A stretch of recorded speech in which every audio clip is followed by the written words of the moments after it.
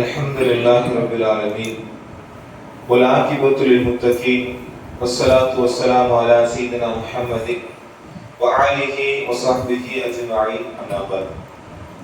கண்ணியத்துக்குரிய எல்லாம் வல்ல அல்லாஹ்வின் நல்லடியார்களே, நாம் நபி இப்ராஹிம் அலைஹிஸ்ஸலாமுடைய வாழ்க்கையை பற்றி ஓரளவுக்கு பார்த்துவிட்டோம். அடுத்து நம்முடைய தந்தை ஆதம் அலைஹிஸ்ஸலாம் அவருடைய வாழ்க்கையில உள்ள சில படிப்பினைகளை பற்றி நாம் தெரிந்து கொள்ளலாம். என்ன, அல்லாஹ்வுடைய மார்க்கம் நம்ம இடத்துல சில நல்ல பண்புகள் இருக்க வேண்டும் என்று சொல்கின்றது. அதே போன்று சில பண்புகள் உங்களிடத்துல இருக்கக்கூடாது, அது உங்களுடைய நன்மைகளை அழித்துவிடும் என்பதையும் அல்லாஹ்வுடைய மார்க்கம் நமக்கு சொல்லி காட்டுகின்றது. அது என்ன கெட்ட பண்பு என்று சொன்னால், அல் ஹசத் என்று சொல்லக்கூடிய பொறாமை இருக்கா இல்லையா, இந்த பொறாமை என்கிற பண்பு உங்களுடைய வாழ்க்கையை அழித்துவிடும். எந்த அளவுக்கு அப்படின்னா, உங்களுடைய இம்மையுடைய வாழ்க்கையை அழிச்சிடும், மறுமையுடைய வாழ்க்கையை நெஞ்சிடும், அழித்துவிடும் என்பதாக அல்லாஹ் ரப்பல் ஆலமீன் நமக்கு கூறி காட்டுகிறார். எந்த அளவுக்குன்னா, அல்லாஹ் சொல்கிறான், அம் யஹ்சுதூன, நீங்கள் பொறாமைப்படுகிறீர்களா, அன்னாஸ அலாமா ஆதாஹுமுல்லாஹு மின் ஃபضலிஹி, அல்லாஹ் தன்னுடைய சிறப்பான அருளை கொண்டு மக்களுக்கு வழங்கி இருப்பதில் நீங்கள் பொறாமைப்படுகிறீர்களா? அல்லாஹ் சொல்லி காமிக்கிறான். நம்ம ஒருத்தரை பார்த்து பொறாமைப்படுவோமா இல்லையா? நல்ல வீடு வீட்டுட்டானே, நல்ல பைக்லாம் வாங்கிட்டானே, நல்ல கடலாம் வச்சு முன்னேறிட்டானே, இப்படிலாம் நம்ம நினைச்சு பொறாமைப்படுவோமா இல்லையா? இது எதை பார்த்து பொறாமைப்படுவோம்னா, அல்லாஹ் சொல்றான், நீங்கள் பொறாமைப்படுகிறீர்களா, மனிதர்களுக்கு நான் நினைச்சிருக்கேன் வழங்கியிருக்கப்பா, அதை பார்த்து நீ ஏன் பொறாமைப்படுத அப்படி சொல்லி காமிக்கிறான். அதே மாதிரி அடுத்த அல்லாஹ் சொல்லி காமிக்கிறான், வலா தத்தமன்னவு, நீங்கள் விரும்பாதீர்கள், மா ஃபல்லல்லாஹு பிஹி, தன்னுடைய அருளை கொண்டு பஅதுக்கும் அலா பஅத், சிலரை விட சிலரை மேம்படுத்தி இருக்குமா இல்லையா, அதை நீங்க நிச்சயதப்பா, அதை விரும்பாத, அதுலயும் பொறாமை வந்துருமா இல்லையா? ஒருத்தன் வந்து நல்லா படிச்சிருப்பான், அவனை ஒருத்தர் நினைச்சுவான் அவனை விட நல்ல சிறந்தா படிச்சிருப்பான், இப்படி பார்க்கும்போது நம்மளுடைய உள்ளத்துல என்ன செய்யும், பொறாமை வந்துடும். இதை பார்த்து நீ என்ன செய்யாத, பொறாமைப்படாதே அப்படின்னு சொல்லி அல்லாஹ் தஆலா குர்ஆன்ல சொல்லி காமிக்கிறார். ஏன்னா அந்த பொறாமைங்கிற நோய் இருக்கா இல்லையா, இது வந்து நல்லவன் கெட்டவனா கிடையாது, எல்லாருமே மனசுக்குள்ள நெஞ்சிரும் வந்துரும். அது நல்ல இறை அச்சமுடையவரா இருப்பார், அவருக்குலாம் வராது, சாதாரண ஆள் தான் வந்துரும் அப்படிலாம் கிடையாது. இது நெஞ்சிரும், இறை அச்சமுடைய ஆள் கூட நெஞ்சு உள்ள புகுந்துரும். அதனாலதான் நெஞ்சு அல்லாஹ் தஆலா சொல்லி காமிக்கிறான். அதனாலதான் நாம தொழுகையில தொழுகை முடிச்ச உடனே ஒரு திக்ர் ரசூலா நினைச்சாங்க சொல்லி காமிக்கிறாங்க. என்ன திக்ர் அப்படின்னா, அல்லாஹும்ம இறைவா லா மானிய, தடுக்க முடியாது, எதை தடுக்க முடியாது, லிமா அஅதைத, நீ கொடுத்திருக்கியா இல்லையா, அதை யாரால தடுக்க முடியும்? அல்லாஹ் தஆலா நம்ம வாழ்க்கையில மௌத் வரைக்கும் என்னென்ன கிடைக்கணும் அப்படிங்கறத அல்லாஹ் தஆலா ஏற்கனவே தீர்மானிச்சுட்டான். அதை யாருமே உலகமே சேர்ந்து தடுத்தா கூட என்ன செய்ய முடியாது, தடுக்க முடியாது. அதே மாதிரி அடுத்து சொல்றான், வலா முஅதிய, கொடுக்க முடியாது, லிமா மனஅத, நீ தடுத்ததை யாராலும் கொடுக்க முடியாது. அது எதுவனா இருக்கலாம், குழந்தை செல்வமா இருக்கலாம், பொருளாதாரமா இருக்கலாம், நோயா இருக்கலாம், சந்தோஷமா இருக்கலாம், துக்கமா இருக்கலாம், எதுவா இருந்தாலும் சரி அல்லாஹ் தஆலா ஏற்கனவே நமக்கு என்ன செஞ்சான், தீர்மானிச்சுட்டான். அது நம்ம என்ன செய்யும், வந்து அடைஞ்சிரும். இப்ப எதுக்கு நமக்கு பொறாமை? நம்மளுடைய உள்ள எப்படி பொறாமப்படும், அவன் நம்மளை விட நல்லா இருக்கானே, நம்மளுக்கு கிடைக்கலையே, அப்படிதான் பொறாமப்படும். நமக்கு கிடைக்காது அல்லாஹ் தஆலா உனக்கு கிடைக்காது நாடிட்டான், அதனால கிடைக்காது. உனக்கு கிடைக்கிற எது நாடிருக்கானோ அது என்ன செய்யாது, ஒன்னும் தவறி போவாது. அதான் ரசூல் சொல்லி காமிக்கிறான், உங்களுக்கு அல்லாஹ் வழங்கி இருப்பதை யாராலும் தடுக்க முடியாது. இன்னும் உனக்கு வழங்கணும்னு அல்லாஹ் தஆலா மௌத் வரைக்கும் என்ன நாடிருக்கானோ அதை யாராலும் தடுக்க முடியாது. அதே மாதிரி அல்லாஹ் தஆலா உனக்கு இதெல்லாம் வரக்கூடாது தடுத்துட்டானோ அதை யாராலும் செய்ய முடியாது, மௌத் வரை கொடுக்க முடியாது.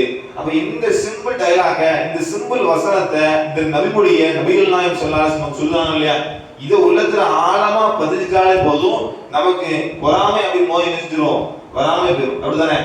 சிம்பிளா அல்லாஹ் எனக்கு நாடல அவ்வளவுதான், முடிஞ்சு போச்சு. நமக்கு மனசு விஷயம் ஆறி போயிடும், அவனுக்கு கிடைச்சிச்சு நமக்கு கிடைக்கலையே, அவன் அப்படி இருக்கானே நமக்கு இப்படி இல்லையே அப்படின்னு. இது எதெல்லாம் பொறாம பாருங்க. நல்லா பாத்தீங்கன்னா ஒரு மனுஷனுக்கு எதெல்லாம் பொறாம, ஃபர்ஸ்ட் அழகுல பொறாம. அப்படிதானே?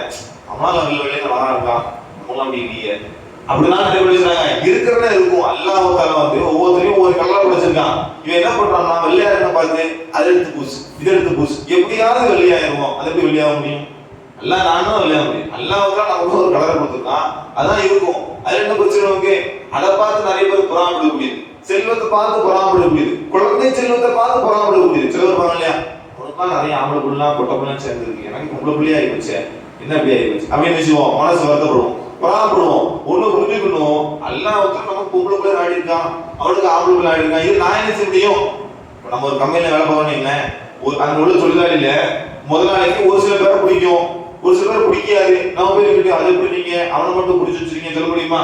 ஒவ்வொருடைய உள்ளத்தை ஒவ்வொருத்தர் விரும்பும். அதே மாதிரி அல்லாஹ் சில பேர் நினைச்சிருக்கான், கொடுத்துருக்கான். அப்படி பார்த்தோம்னா நம்மளை விட ஒரு சிறந்த பெண்மணி அன்னி ஆயிஷா ரலியல்லாஹு அன்ஹா, அவங்களுக்கு குழந்தை இருந்துச்சா? கடைசியா குழந்தை இல்லையே, ஆனா அவங்க குழந்தை போட்டாங்களா? நீங்க ஹதீஸ் தேடி பாருங்க, எங்கேயாவது அன்னே கதிஜா ரலியல்லாஹு அன்ஹா குழந்தை போட்டா அவர்களுக்கு அவனா குழந்தைய கொடுத்துட்டான், எனக்கு குழந்தைய கொடுக்கல அப்படின்னு எங்கேயா குழந்தை போட்டாங்களா? பொறாமப்படவே இல்லையே. அப்போ நபி ஸல்லல்லாஹு அலைஹி வஸல்லம் பொறாமப்படாத, உனக்கு வழங்கக்கூடியது உனக்கு வந்த அடையவே செய்யும், உனக்கு வராது வரவே செய்யாது, முடிஞ்சு போச்சு.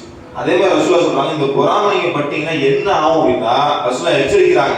அபூதாவுதுல வரக்கூடிய செய்தி, ஈயாக்கும் நான் உங்களை எச்சரிக்கிறேன், வல் ஹஸத பொறாமை கொண்டு நான் நினைக்கிறேன் உங்களை எச்சரிக்கிறேன். இன்னல் ஹஸத அந்த பொறாமை ஆகிறது யர்குல் ஹஸனாத்தி நன்மைகள்லாம் அழிச்சிரும். அது நன்மை அழிக்கும். பொதுவான பொறாமை வந்து நீங்க அவனை பத்தி ஆட்டோமேட்டிக்கா பொறாம பேச ஆரம்பிச்சோம். அப்படிதானே? அவன் எப்படி தெரியுமா அடை வச்சு முன்னேறி இருப்பான், அவனுக்கு எல்லாம் கொடுத்துருக்கான், நம்ம நினைச்சுவான் அவன் ஒரு காலத்துல எப்படி கிடவான் தெரியுமா, சாப்பாடு வழி இல்லாம கிடந்தான் அப்படின்னு நினைச்சோம்னா நம்மள அறியாமலே நம்முடைய நன்மையில நினைச்சுவோம், எல்லாம் தருவோம். அதான் ரசூல் சொல்லி காமிக்கிறான். அடுத்து கமா எதை போன்று தெரியுமா ஆயிரும், தவக்குல் நாரல் ஹகப எப்படி விறகை நெருப்பு எரிக்குமோ அதே மாதிரி நினைச்சிரும் நன்மைகளை இந்த பொறாமை நினைச்சிரும் சாப்பிட்டுருப்பா. அதனால நீ நிச்சயத பொறாமப்படாதுன்னு ரசூல் நினைச்சாங்க, தெளிவா சொல்லி காமிக்கிறான். இந்த பொறாமை யாருக்கெல்லாம் வந்துச்சு, வந்தா என்ன நிலைமை நமக்கு முதல்ல இந்த உலகத்துல வந்து ஒரு குடும்பத்தின் மூலம் மிகப்பெரிய பாடல். குடும்பம் என்னது? ஆதம் அலைஹிஸ்ஸலாம் அவருடைய குடும்பம் தான். அவங்களுடைய குடும்பத்திலே பொறாமை வந்தனால எவ்வளவு பெரிய விளைவை கொடுத்துருமா அல்லாஹ் வந்து சொல்லி காமிக்கிறான். என்ன சொல்றான்? 5வது அத்தியாயத்துடைய 27வது வசனத்தை அல்லாஹ் சொல்லி காமிக்கிறான், வதுலு அலைஹிம் நீங்கள் அவர்களுக்கு ஓதி காண்பீங்கள், நபஅ ஒரு செய்தியை, என்ன செய்தி, இப்னை ஆதம பில் ஹக்கி ஆதமுடைய மகன்கள் இருக்காங்க இல்லையா, அந்த உண்மையான செய்தி நீங்க சொல்லி காமிக்கிறார். அல்லாஹ் நினைச்சல கதா வரல.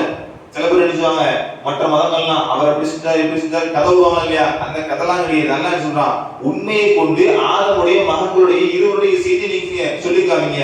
என்ன செய்தி? இது கர்ரவா குர்பானம் அவர்கள் ஒரு குர்பானியை அல்லாஹ்வுக்காக வேண்டி செய்த போது ஃபதுகுபில மின் அஹதிஹிமா ஒருவருக்கு நிஷா அல்லாஹ் தஆலா அந்த குர்பான் முயற்சி எடுத்துக்கிட்டான். ரெண்டு பசங்க இருக்காங்க, ஒருத்தர் நிஷாரே அல்லாஹ் பாண்டி ரெண்டு பேருமே கொடுக்குறாங்க, அதுல ஒருவருடைய முயற்சி அல்லாஹ் நிஷா எடுத்துக்கிட்டான். வலம் யுதகப்பல் மினல் ஆகிர் மற்றவருடைய முயற்சி நிஷில அவர் எடுக்கல. எடுக்கல என்னது இவர்ட்ட தான் மிஸ்டேக் இருக்குன்னு அர்த்தம். ஆனா என்ன பண்றாருன்னா அந்த எடுக்காத ஆளு அவர் சொல்றாரு, அந்த எடுத்த ஆளை பார்த்து சொல்றாரு, கால அவர் கூறினார் இல்ல அக்குத்துறனக்க நான் என்ன செய்வேன் உன்னை கொலை செய்வேன். பாருங்க வான் பொழுது மட்டும் அல்ல எடுத்துட்டான், என் பொழுது எடுக்கல, நான் என்ன செய்வேன் உன்னை கொலை செய்வேன். கால இன்னமா எத்தகப்பலுல்லாஹு மினல் முத்தகீன் ஆனா அந்த ஏற்றுக்கொள்ளப்பட்டாரா இல்லையா அவர் சொல்றாரு, முத்தகீன் கிட்ட இறை அச்சம் உடையவர்கள் இருந்தா அல்லாஹ் நினைச்சான் அமல் ஏற்றுக்கொள்ளாப்பா உனக்கு என்னவா பிரச்சனை சொல்றாரு. ஆனா சொல்லி என்ன செய்யல கேட்கல, கடைசி என்ன பண்ணிட்டாருன்னா அவர் கொலை செஞ்சுட்டாரு. அல்லாஹ் தஆலா சொல்றான் ஃபதவஅத்து லஹு நஃப்ஸஹு அவருடைய மனம் அதை தூண்டியது, கத்தல அஹீஹி தன்னுடைய சகோதரனை கொலை செய்யுமாறு தூண்டியது, ஃபகத்தலஹு அவர் கொலை செய்தார், ஃபஅஸ்பஹ மினல் ஹாஸிரின் நட்டவாளியாக நினைச்சாரு ஆயிட்டாரு. யோசிச்சு பாருங்க, ஒரு சாதாரண ஒரு அமல் செய்றாங்க அண்ணன் தம்பி, அந்த அமல்ல அல்லாஹ் தஆலா ஒருத்தருடைய அமலை வந்து எடுத்துக்கிட்டான். அப்ப காமிச்சிருக்க அல்லாஹ் தஆலா ஒருத்தருடைய அமலை என்ன செய்யல எடுக்க. அப்ப அவர் என்ன நினைச்சிருக்கணும், சரி நம்ம ஏதோ ஃபால்ட் கொடுத்தது நம்ம ஏதோ இருக்கு அதனால எல்லாம் எடுத்துக்கல, அடுத்த வாட்டி நினைச்சிருவோம் சரியா செய்யணும் அதான் நினைச்சிருக்கணும். ஆனா என்ன பண்ணிட்டாரு, அது எப்படி வாங்குறது மட்டும் எல்லாம் எடுப்பான், ஏன் கூட எடுக்கல அப்படின்னா என்ன செய்வேன் அப்படின்னா கொண்டுருவேன். என்னது மனசுல பொறாமை வந்து தான் கூட பிறந்தவர்களா அப்படிலாம் நினைக்கல, நம்ம ஒரு நபியுடைய குடும்பம்ல அப்படிலாம் நினைக்கல. என்ன செஞ்சாரு, அந்த பொறாமையின் காரணமாக கொலை செய்து விட்டார். அதனால என்ன திரும்ப ஒரு நிலைமை நபிகள் நாயகம் ஸல்லல்லாஹு சொல்லி காமிக்கிறாங்க, இந்த பூமியில எங்க எல்லாம் அநியாயமாக கொலை செய்யப்படுகிறாரோ எங்கெல்லாம் சரிதான் அநியாயமான முறையில் யாரெல்லாம் கொலை செய்யப்படுகிறாரோ அந்த கொலையில ஒரு பங்கு யாருக்கு தான் ஆதமுடைய மகனுக்கு இன்னைக்கு போயிட்டு. இன்னைக்கு யாராவது அநியாயமா ஒருத்தர் கொலை செஞ்சீங்களேன் அவர் செத்து போயிட்டாரு, எம்மாங்க அவர் தான் ஃபர்ஸ்ட் மனிதர், அவருடைய பையன் அவர் தான், அவர் செத்து போய் பல வருடம் ஆயிட்டு. ஆனாலும் இன்னைக்கும் மறுமை நாள் வரைக்கும் வரக்கூடிய எந்தெந்த மக்கள் அநியாயமானவங்கள கொல்லப்படுறாங்களோ அதுல ஒரு பங்கு ஆதரவையும் போயிட்டு. ஏன் அவர் தான் ஃபர்ஸ்ட் கொலையை செஞ்சாரு, ஆரம்பிச்சு வச்சாரு.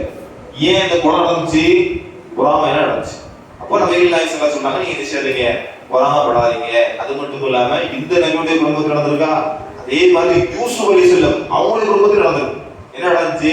யூசுப் நபி அவங்களுடைய தம்பி ஒருத்தர், இன்னொரு மனைவியோட பிறந்தவங்க இன்னொருத்தவங்க.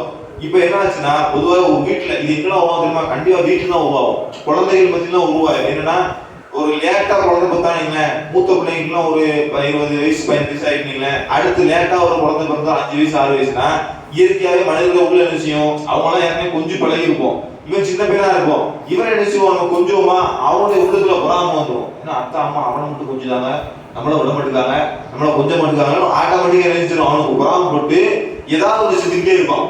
இன்னைக்கு நினைச்சிடும் நிறைய பேர் பார்த்துட்டே இருக்கும். இதே மாதிரிதான் யூசுஃபுடைய விஷயத்துல நடந்துச்சு. என்ன பண்றாங்க? இவர் நம்முடைய அத்தா ரொம்ப பார்த்துக்கிட்டே இருக்காரு, நம்ம நினைச்சுட்டு இருக்காரு, பார்க்கவே மாட்டேங்காரு, அப்படி ஏதாவது செஞ்சிடணும் அப்படின்னு சொல்லி கொலை செய்யக்கூடிய அளவு நினைச்சாங்க பேருதாங்க. அப்பதான் அவர் சொல்றாங்க, உக்குத்துலு யூசுஃப, நீங்கள் யூசுஃபை கொலை செய்து விடுங்கள். யார் சொல்றா? கூட பிறந்த அண்ணன் தம்பியெல்லாம் சொல்றான். கொலை செய்து விடுங்கள், அவித்ரஹு அல்லது அர்லன், நீங்க தூரமான பூமியில கொண்டு போய் போட்டுருங்க. முதல்ல எல்லாம் ஆலோசனை பண்றான், கொலை செஞ்சிருவோம்ப்பா அப்படின்லாம் கேட்கறான். அப்ப இன்னொரு சொல்றாங்க, கொலைலாம் செய்ய வேண்டாம்ப்பா, எங்கேயாவது கொண்டு போட்டுருங்கப்பா அப்படின்னு முடிவெடுத்து கொண்டு போறாங்க.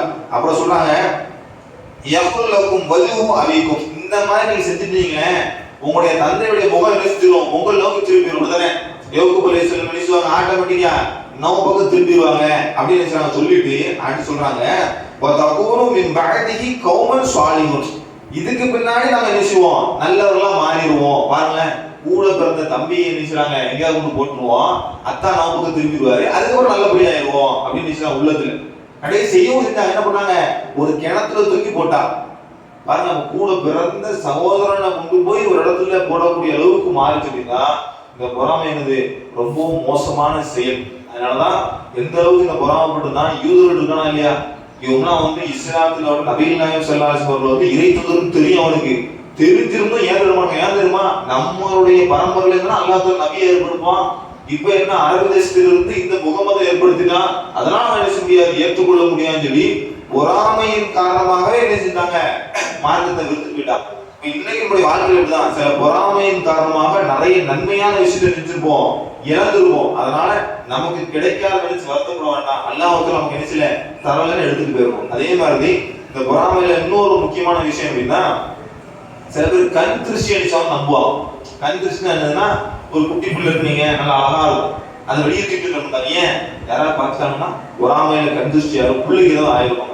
இப்படி இஸ்லாத்துல நம்பலாமானா இது நம்ப கூடாது. ஏன்னா ஒரு மனுஷனை எதை கொண்டும் எதையுமே செய்யாம அவனுக்கு எப்படி துன்பத்தை எடுக்க முடியும்? நான் இருந்தீங்களே, நீங்க இருக்கீங்களே பார்த்துக்கிட்டே கண்ணாலே மறைச்சு அவர் காசு தர வச்சு முடியுமா? கண்ணாலே மறைச்சு அவர் கீழே தெரிய முடியுமா? கண்ணை வச்சு நம்ம என்ன போவது? சினிமா படமா நோக்கு உருவம் மூலமா கண்ணை பார்த்து கண்ட்ரோல் பண்ணிவிட்டு எனக்கு சாதித்தார் அப்படின்னு சொல்ல முடியுமா? அப்படிலாம் கிடையாது. எதுவுமே செய்யாம நம்ம கண்ட்ரோல் பண்ணணும்னா அது அல்லாஹ்வால மட்டும்தான் முடியும். அப்படிதானே?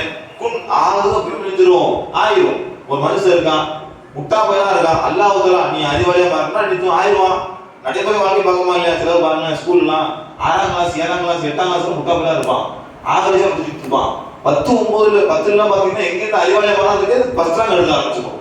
சில பேர் 5 6 7 வரைக்கும் அறிவாளியா இருப்பான், அடுத்து 7 8 10 போனீங்க முட்டா பையனா ஆயிடும். இது யார் கீழே இருக்கு?